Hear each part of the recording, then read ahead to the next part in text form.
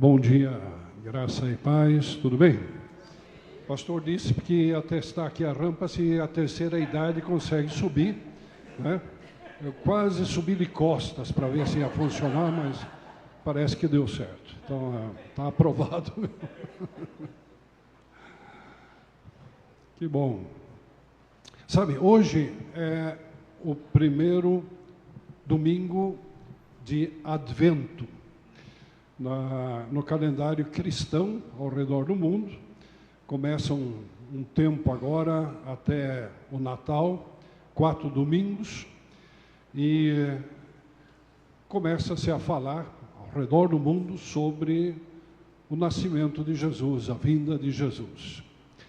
E nem sempre temos, quem sabe, essa tradição no nosso meio evangélico aqui no Brasil, mas eu queria lembrar sobre isso, né? Começa aqui um processo. Na verdade, vocês já estão sabendo disso. O comércio não deixa a gente, né, esquecer que está aproximando o Natal. E provavelmente vocês gastaram um monte no Black Friday, né? E já prepararam os presentes aí, coisa assim, então está aí. E já faz um tempo que a gente vai em qualquer lugar aí, supermercado, shopping, e a música de Natal, mesmo que muitos não sabem qual é o sentido, está ali, né? Está acontecendo ali. Naturalmente, Jesus é a pessoa principal desse tempo que vem aqui agora, né? E estamos pensando sobre ele, cantamos aqui, inclusive, o nome acima de todo nome, e Jesus é, de fato, a pessoa principal também nesse Advento. Advento significa espera, né? É o tempo de espera até, né, aquilo que nós comemoramos, independente se foi essa data ou não, né? Comemoramos o nascimento de Jesus Cristo. Mas tem um outro personagem, uma outra pessoa que é bastante central nessa história. E o presépio seria meio estranho se essa pessoa não estivesse ali também, de alguma forma, junto ali com Jesus e com os demais. Trata-se de uma mulher que, a essa altura, se nós vamos pensar um pouquinho na data, provavelmente está na 37ª semana de gravidez, faltando 25 dias para o nascimento do seu filho. Maria. Maria é um exemplo em muitos aspectos, e eu queria falar um pouquinho sobre Maria, a mãe de Jesus, a esposa de José, essa manhã. Um exemplo de obediência e de serviço ao Senhor. Eu sei que Maria tem sido, vamos dizer assim, um modelo exemplar, muitas vezes, e eu não sei quando, bom, esses dias até mostraram, né, quantas Marias tem no Brasil, que é o nome mais comum, né, e várias das queridas irmãs aqui têm esse nome Maria também, e tem até homem chamado José Maria, não é verdade? Então é um nome bastante popular, porque certamente se espelhando em grande parte na Maria que nós encontramos no Novo Testamento. Eu sei que muitas vezes, quem sabe, temos até evitado, dentro da nossa tradição evangélica, falar de Maria, porque a mariologia que nós conhecemos da igreja, que tem sido dominante no nosso país, no nosso continente, tem muitas vezes levado Maria a um pedestal, a um status que, na verdade, não é aquilo que a palavra de Deus fala sobre ela. Muitas vezes ela tem sido vista como parte até da divindade, né? Interessante, quando a gente visita países muçulmanos, por exemplo, eles dizem, não, mas vocês têm 3 deuses. Tem Deus Pai, tem Deus Mãe e tem Deus Filho, né? E a mãe, então, achando que seria Maria, como se ela fizesse parte da própria Trindade divina.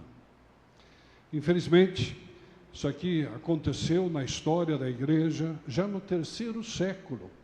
Primeira data que nós temos na história da igreja, onde Maria é apresentada de alguma forma, além daquilo que nós temos no Novo Testamento, já é o ano 220. Então, quer dizer, ainda no começo da igreja, em alguns contextos, onde Maria, então, acaba tendo um lugar que não é o destaque que nós temos, como eu disse, no Novo Testamento.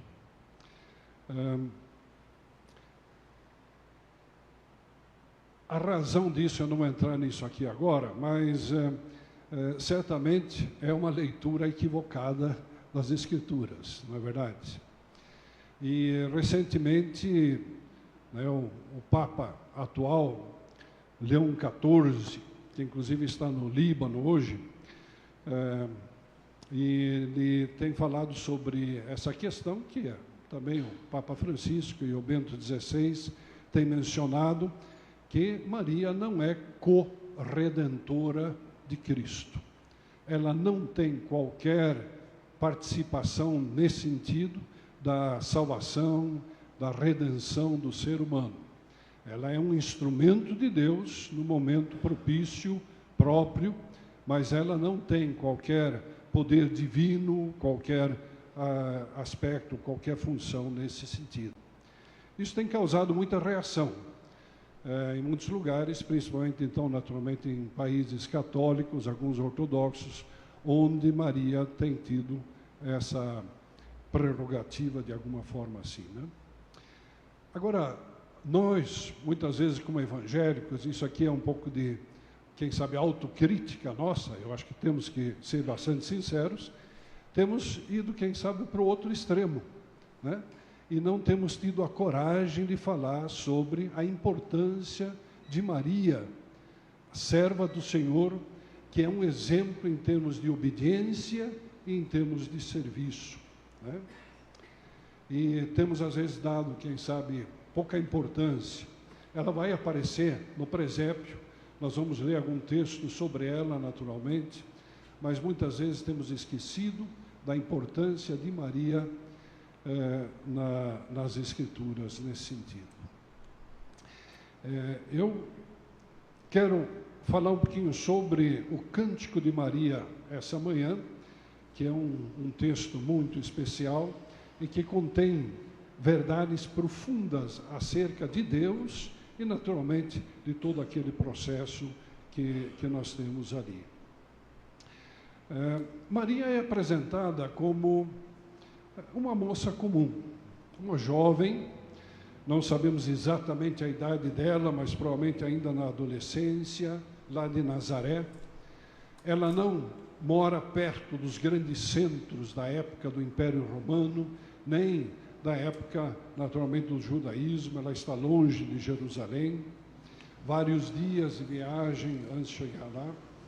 Mas é interessante que ela conhece os fundamentos da fé. A fé dos pais Abraão, Isaque e Jacó. Ela conhece o ensinamento das Escrituras do Antigo Testamento, certamente ensinados por seus pais. E é uma característica interessante que o povo judeu tinha de dar esse ensinamento, não só para os meninos, mas também para as meninas. E o que ela vai ecoar, de alguma forma, é justamente esse conhecimento que ela tem acerca de Deus e das Escrituras no cântico que nós vamos dar uma olhada aqui. Quem sabe não se esperaria isso de uma moça jovem, não é verdade? Por causa muitas vezes dos preconceitos que nós temos e que havia também na época. Inclusive, a mulher judaica, de uma forma geral, não tinha muita possibilidade de atuar na sociedade fora do ambiente da sua casa. Muitas vezes era limitado, justamente dentro das paredes da casa, onde ela tinha naturalmente a sua função. Havia exceções, e nós conhecemos tanto do Antigo como do Novo Testamento, mulheres atuando e atuando de uma forma muito importante em relação a isso. Maria é surpreendida pelo anjo. Aí vocês conhecem o texto. Isso aí vai mudar grandemente o seu rumo, a sua vida, eu diria até a sua missão como mulher naquela época. Nós não sabemos qual era a predisposição que Maria tinha de assumir esse papel bastante chocante, bastante surpreendente, né, que o anjo lhe diz, lhe revela, né?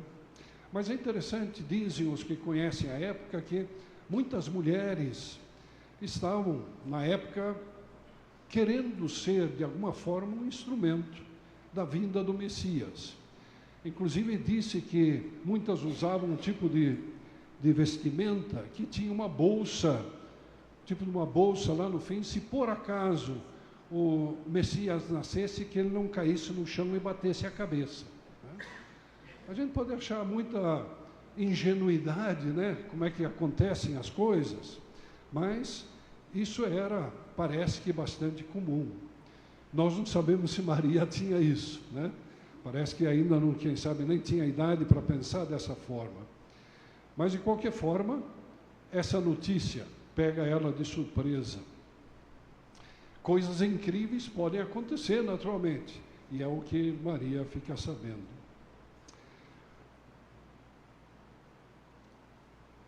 Quando ela fica sabendo disso, é interessante como ela aceita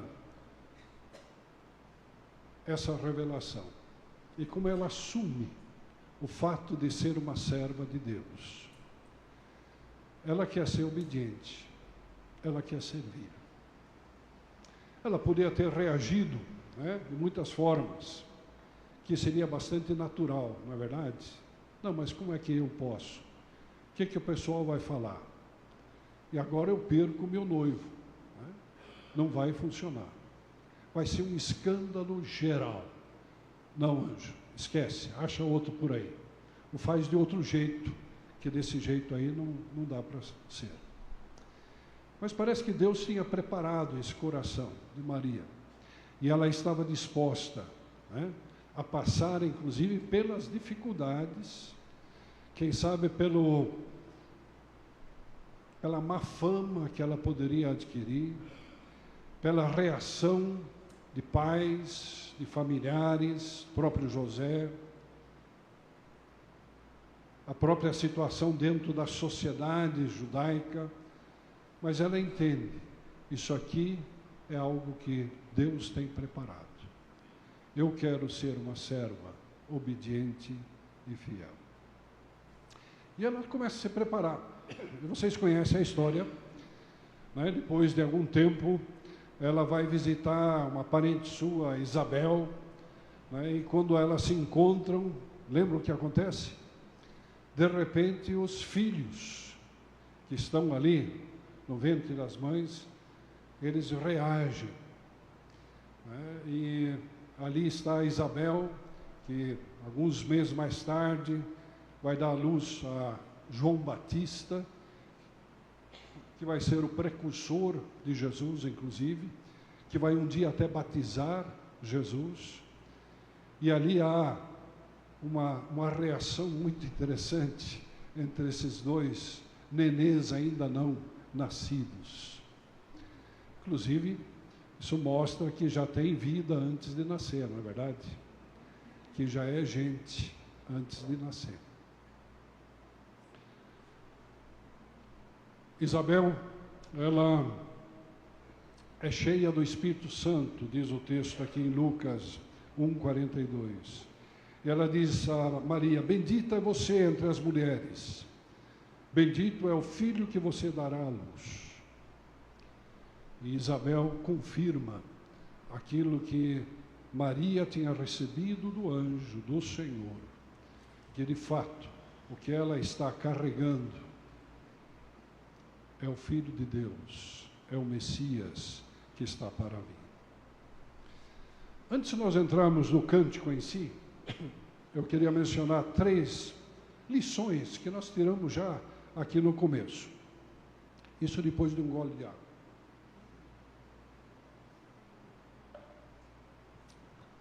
primeiro lugar, a importância do ensino bíblico, né? Tem muitos colegas pais aqui, né? Alguns de nós estamos aqui há muitos anos. Eu disse para o irmão Paulo que ele já viu todas as reformas que foi aqui, desde que começou, né? E vários de vocês aqui têm acompanhado. E nós temos tentado, na verdade, todos nós dar o ensino aos nossos filhos em casa.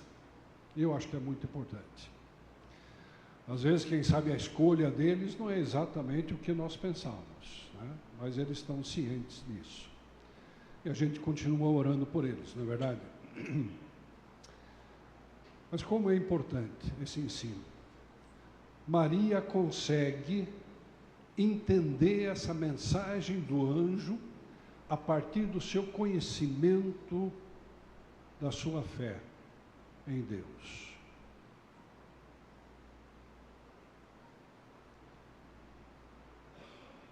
É surpresa aquilo que o anjo está dizendo, mas não é surpresa para Maria de que Deus fala, de que Deus revela, de que Deus pode mandar um anjo para comunicar alguma coisa.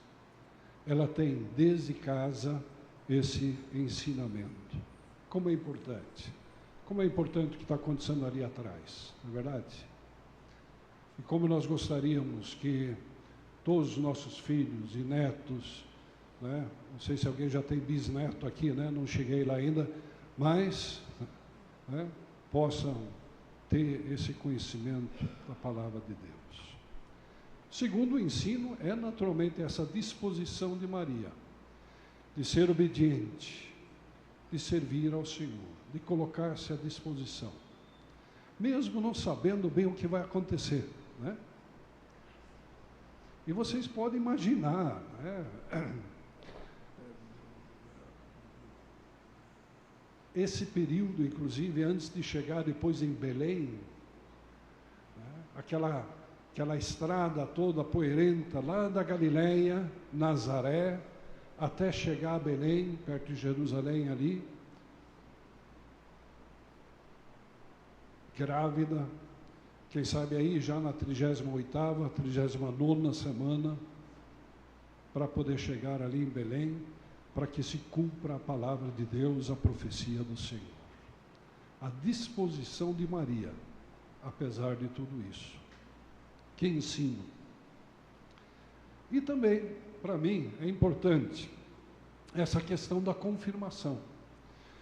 Porque a verdade é que nós podemos ter uma palavra do Senhor para as nossas vidas, mas como é bom quando isso é confirmado também por outros, não é verdade? Porque é claro que é fácil a gente pensar de uma forma mais subjetiva, isso aqui é uma coisa que eu estou sentindo, isso aqui sou eu que estou pensando, né? Mas quando vem essa confirmação, como o caso de Isabel em relação a Maria, como é bonito isso. E essa lição, como é que nós confirmamos uns aos outros aquilo que Deus está fazendo, falando, qual é a tarefa, né? Nós podemos nos apresentar voluntários para servir ao Senhor, mas como é bom também quando alguém diz, não, mas é isso mesmo, é isso aí que você deve servir ao Senhor. Vamos então para o Cântico de Maria, quem sabe vai aparecer aqui, esse cântico aqui, que nós temos então no capítulo 1 de Lucas, a partir do verso 46. E eu vou ler. Então disse Maria, minha alma engrandece ao Senhor, e o meu espírito se alegra em Deus, meu Salvador, pois atentou para a humildade da sua serva. De agora em diante, todas as gerações me chamarão bem-aventurada, pois o poderoso fez grandes coisas em meu favor, santo é o seu nome. A sua misericórdia estende-se aos que temem, de geração em geração. Ele realizou poderosos feitos com seu braço, dispersou os que são soberbos, no mais íntimo do coração. Derrubou governantes dos seus tronos, mas exaltou os humildes. Encheu de coisas boas os famintos, mas despediu de mãos vazias os ricos. Ajudou ao seu servo Israel, lembrando-se da sua misericórdia, para com Abraão e seus descendentes, para sempre, como dissera aos nossos antepassados. Esse foi o cântico de Maria, lá na casa de Isabel. Isabel estava com o celular dela assim, gravando tudinho, né? E aí, então, nós temos isso aqui. Quase. Esse cântico é fantástico, na verdade. Ele é chamado de Magnificat,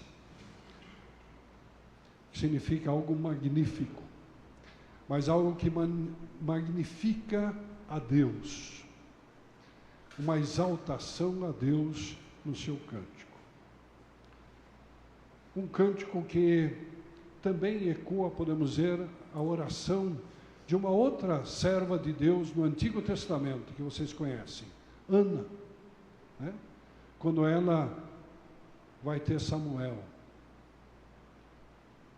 Um outro exemplo, podemos dizer, profético, daquilo que viria mais tarde. Algumas características de Deus são destacadas por Maria nesse cântico, que parece que brota de uma forma muito natural, né? Inspiradora, quando ela está junto com Isabel ali, onde ela ficou mais 3 meses. Em primeiro lugar, ela diz que Deus é o Senhor e Salvador. Por quê? Porque existe uma relação entre Maria e o seu Deus. Ele é meu Salvador. O espírito de Maria se alegra em Deus, porque ele havia contemplado sua serva, apesar da sua humildade, da sua simplicidade. Ela diz também, temos isso no verso 49, Deus é poderoso, é santo. Seguinte verso diz que Deus é misericordioso e agiu a favor do seu povo de geração em geração. E continua dizendo que Deus é fiel, porque cumpriu sua promessa de amparar a Israel e proteger o seu povo. Deus é justo, colocou-se do lado dos famintos e dos humildes, despedindo vazio os ricos. E Deus é soberano. Ele tem todo o poder sobre os poderosos e os grandes desse mundo. Que descrição bonita de Deus, não é verdade? Esse é Deus. Esse é o seu Deus. Esse é o meu Deus. Que nós servimos. Aquele a quem nós queremos ser obedientes e que nós queremos servir. Que profundidade. Mas a questão principal para Maria é a obra que Deus tem feito na sua vida. Na verdade, ninguém tinha sofrido, entre aspas, uma intervenção tão radical em sua vida como Maria. Estava grávida do Messias através do Espírito Santo. Veja como a Trindade toda está aí, né? Deus tinha se revelado, era o Filho de Deus. O Espírito Santo tinha gerado essa vida em Maria. E nasceria o Filho, Jesus Cristo, o Messias. Maria, de fato, tem a ver com essa Trindade divina, não fazendo parte dela, nem naquela época, nem depois. Mas Maria tem um relacionamento com esse Deus trino em todas essas questões. Maria não reclama do seu destino, ou quem sabe da quebra dos seus planos que tinha juntamente com José. Ela se alegra em Deus. Reconhece sua situação, a atuação em sua vida e considera-se a mulher mais bem-aventurada, mais feliz do mundo. Eu sei que explicar isso aqui biologicamente é impossível, por isso é um milagre. Não é a primeira vez que Deus intervém dessa forma. Nós temos vários casos no Antigo Testamento de mulheres que não eram férteis, mas que tiveram filhos por intervenção de Deus. Haja visto Sara, com 90 anos de idade, né? E tantos outros. Ana é outro exemplo. E nós vamos ter uma série de intervenções de Deus de alguma forma. E eu não estou dizendo que foi o Espírito Santo toda vez, só estou dizendo que Deus agiu, né? E quem sabe temos testemunhos disso também em nossos dias. Mas, é claro, Maria, como essa virgem que ela era, é uma intervenção muito extraordinária, né, que Deus faz em sua vida. Sabe que é difícil até explicar isso aqui teologicamente. Não é verdade, pastor Paulo? Às vezes nós estamos tentando aí, né? E, na verdade, a gente tem que reconhecer que Deus faz as coisas muito além daquilo que nós podemos entender. É a ação do Espírito Santo, que age naquela época, que agiu no Antigo Testamento, age naquela época, que age ainda em nossos dias. E tem muita coisa que nós temos que fazer que nem Lutero fez, né? Iniciou a reforma protestante. Ele diz que chega diante de certos segredos que eu não consigo explicar teologicamente, e muito menos pela ciência. Eu tiro o chapéu em reverência e sigo o meu caminho servindo ao Senhor. Às vezes é assim. Eu tenho uma citação aqui de um dos teólogos, quem sabe, mais influentes, evangélicos, principalmente do século passado, século XX, Emílio Nunes. Está aí? Emílio Nunes foi um dos professores do seminário de Seteca, em Guatemala, profundo conhecedor da palavra de Deus, tem excelentes livros escritos, realmente alguém que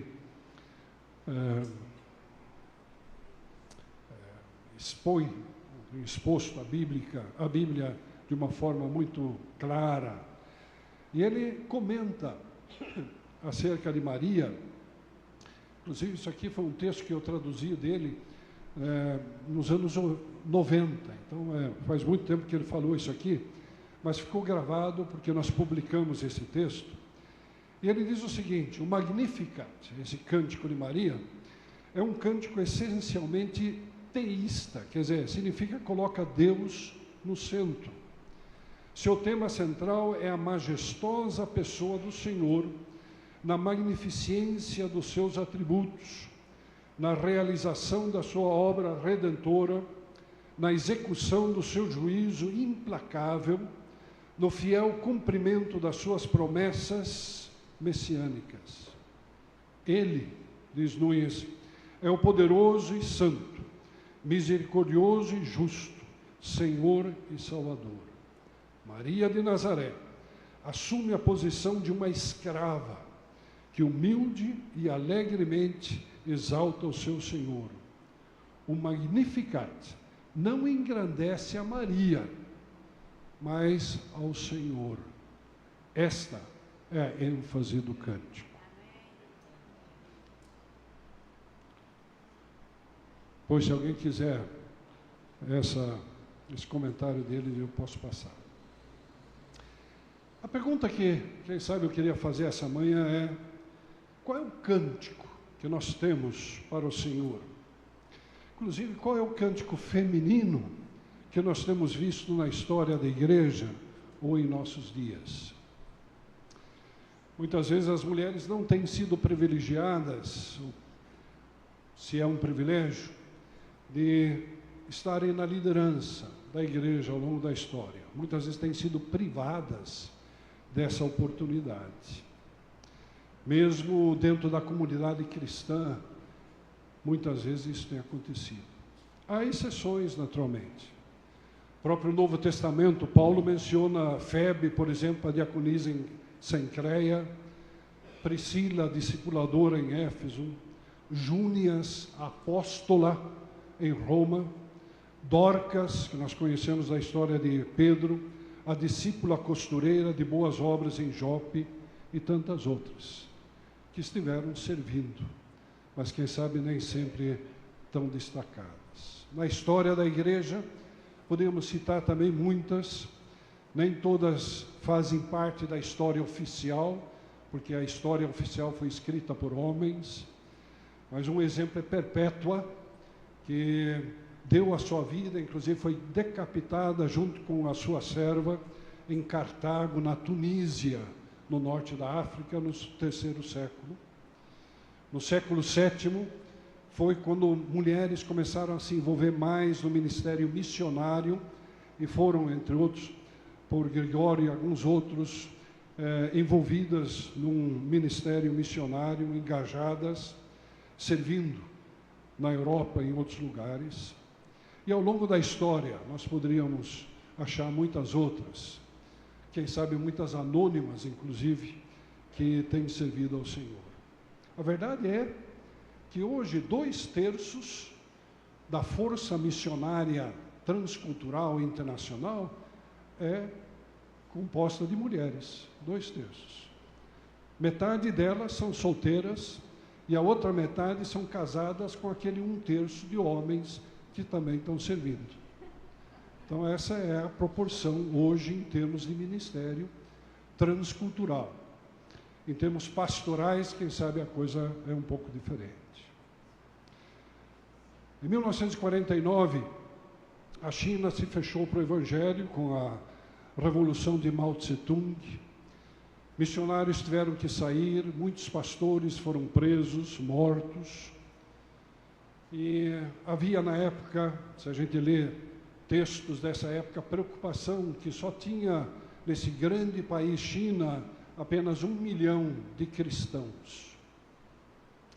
Nos anos 80, quando começou a se abrir um pouco, principalmente pelo esporte, e conseguimos começar a ver um pouquinho para dentro da China, descobriu-se que havia pelo menos 50 milhões de cristãos na China. E hoje, quem sabe, é o dobro disso, né? Só Deus sabe, e espero que o inimigo não saiba. Mas o interessante foi, quem foi que manteve o trabalho, principalmente na igreja subterrânea, na China, ao longo desses anos? E eu tenho encontrado algumas delas. Foram as mulheres. Se nós olharmos também o movimento que houve na Coreia do Sul, com os grupos celulares, o grande crescimento a partir dos anos 50, 60, na igreja de Polyong-Shu, por exemplo, que foi uma delas. As igrejas presbiterianas também cresceram muito, o mesmo movimento, avivamento de oração. Quem dirigia esses grupos celulares eram as irmãs. Estava conversando com um dos pastores da igreja do Polyong-Shu, ele já está com o Senhor, mas um dos que sucedeu, que era o presidente da igreja, e eu perguntei para ele, como é que estão, o movimento? Não, a igreja diminuiu bastante, na verdade houve divisões e tal, e eu disse, e qual é o tamanho da igreja? Não, só 900 mil membros, né, pastor Léo, você já pensou? Então, brincadeira, né? E eu disse, mas por que parou de crescer? Ele disse 2 coisas. O jovem já não sobe nos montes de oração como os anteriores. Aqueles montes que nós temos em centros de oração e tal, o pessoal prefere ficar conectado no celular, né? Na internet e tal. E não sei se faz culto de oração pela internet, mas de qualquer forma estão ali conectados, não vão no monte. Ele não estava reclamando diretamente disso, mas estava dizendo por quê. E, em segundo lugar, os nossos grupos caseiros nós passamos para os homens dirigir e para o crescimento.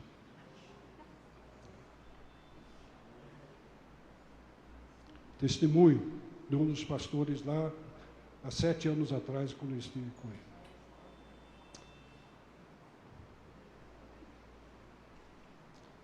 Qual é o cântico que nós cantamos hoje?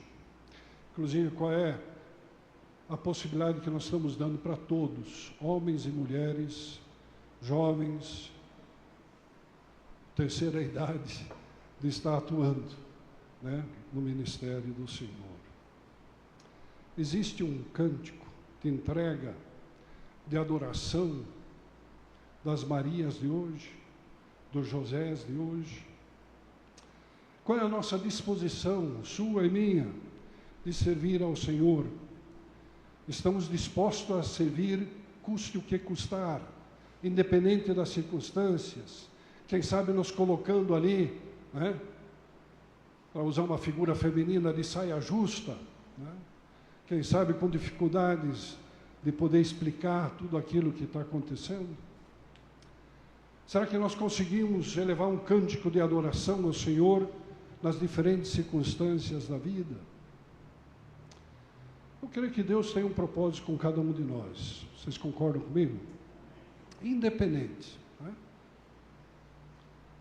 Não são os títulos, não são as posições que determinam isso.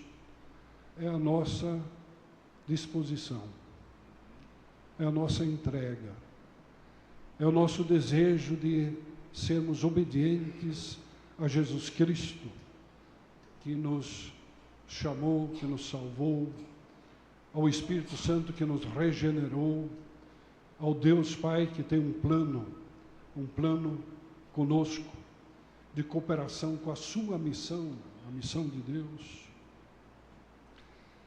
Queremos nos adequar ao plano que Ele tem, seja ele, quem sabe, simples, quem sabe até, de certa forma, um tanto passivo, como foi no caso de Maria, não foi iniciado por ela, mas ela se envolveu, né?